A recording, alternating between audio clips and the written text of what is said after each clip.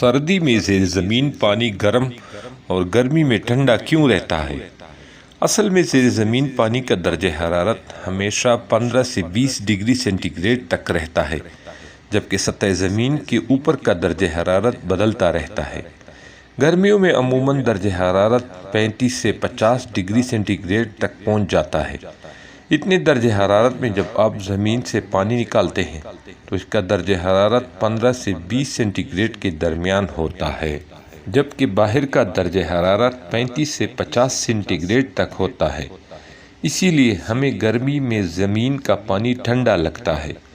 سردیوں میں یہ سب الٹا ہوتا ہے، یعنی سردیوں میں باہر کا درجہ حرارت 0 سے 10 سینٹی گریڈ تک ہوتا ہے، جبکہ زمینی پانی کا درجہ حرارت 15 سے 20 سینٹی گریڈ تک ہوتا ہے۔